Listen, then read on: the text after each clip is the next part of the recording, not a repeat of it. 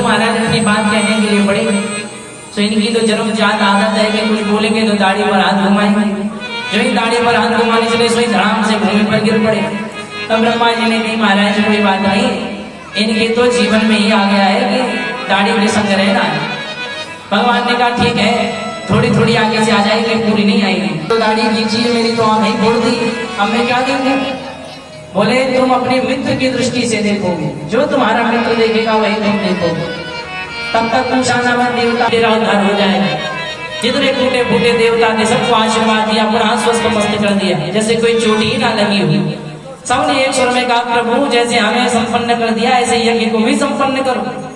भगवान ने कहा देखो भाई ऐसा ना करो, जब उस यज्ञ में हमें भाग ही नहीं मिला तो हम वहां जाकर क्या करेंगे?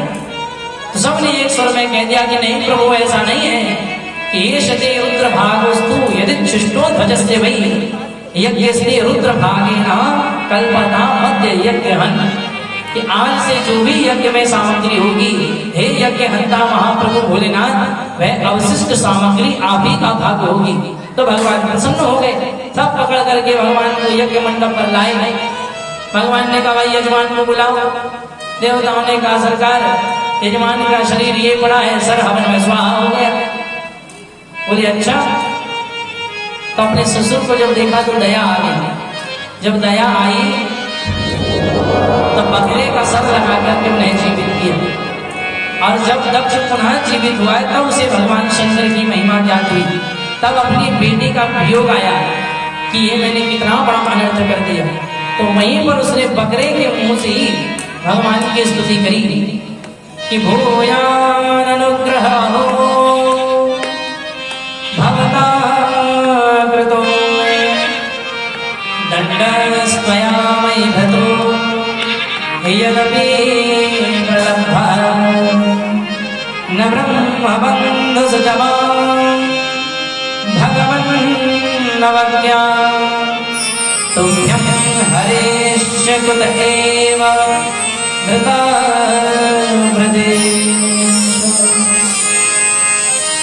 क्या कि प्रभु आपने मुझे दंड देकर के एकदम उचित किया, मैं उद्दंड हो गया था इसलिए आपने मुझे दंड दिया। और दंड हमेशा उसी को दिया जाता है जिससे हम प्रेम करते हैं।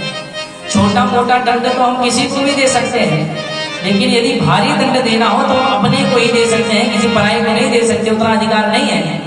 जैसे आप सामने से जा रहे हो, कुछ बच्चे बहुत उद्दंडता करते हैं, आपने आपस में कहा देखो बहन कितने उद्दंड बालक हैं, कितनी उद्दंडता करते हैं, आप कहकर के चले जाओगे।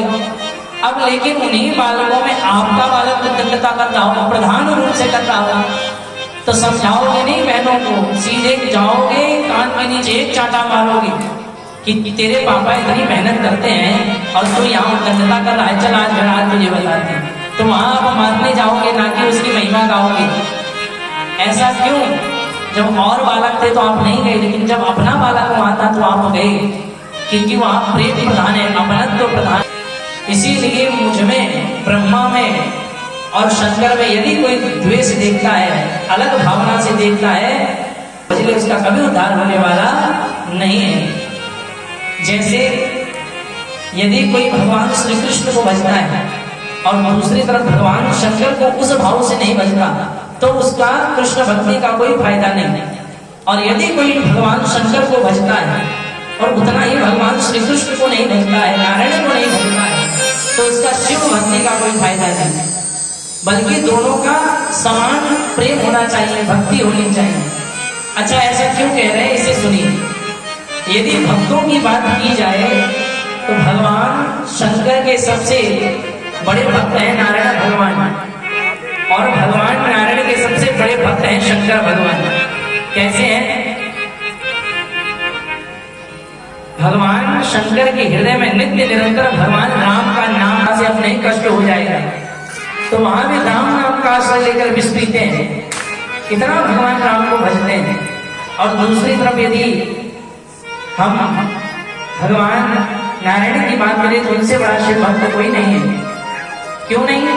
क्योंकि नित्य एक सहस्त्र कमल दल अर्पण करते थे, तो एक दिन पूजा में एक कमल दल कम रह गया, तो बेचारे बड़े चिंता में पड़ गए कि समय निकलता जा रहा है, बहुत निकल रहा है, पूजा करनी है, सहस्त्रों में एक कम पड़ रहा है, अब क्या करूं?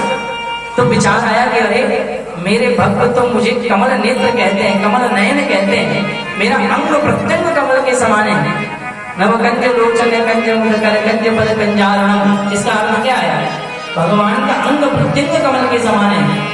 तब भगवान ने अपने ही नेत्र को निकाल करके कमल के समान भाव रखा और उसे अर्पित करके 1 सहस्त्र कमल दल भगवान शंकर को अर्पण कर दिए।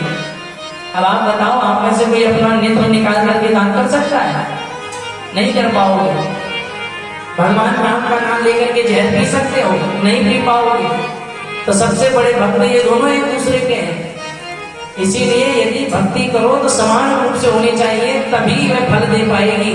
यदि कहीं पर ऊंच नीच हो गई तो फिर भक्ति का सारा भाव निष्फल हो जाएगा। इसीलिए प्रेम से भक्ति करनी चाहिए। भगवान ने समझाया, वहां से सब अंतर्धान हो गए। तब जाकर के सती मैया के संपूर्ण प्रसंग की बात विदुर जी महाराज ने मैत्रेय जी से सुनी। इस कारण से सती माँ ने अपना देह त्याग किया और अगले जन्म में हिमालय की पुत्री बनकर प्रकट हुई। हिमालय में घोर तप किया और पार्वती मैया के तप से प्रसन्न होकर के भगवान शंकर आए और उन्हें सती मैया को पार्वती के रूप में प्राण कैलाश पर्वत पर लेकर गए। बोले भवानी मैया की, बोले शंकर भगवान की। अब आइए, आप सब लोग अपने अपने स्थान पे खड़े हो जाइए। धीरे धीरे आगे की प्रक्रियाओं में हम प्रवेश करेंगे, तो सभी लोग अपने अपने स्थान पर खड़े हो जाइए।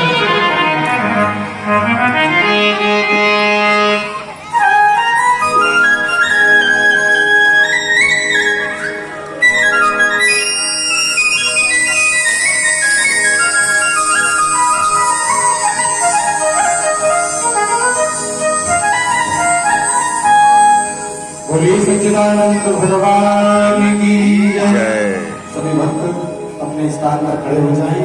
जो पीछे वाले भक्त हैं आगे को आ जाएं। राधा कृष्ण भगवान की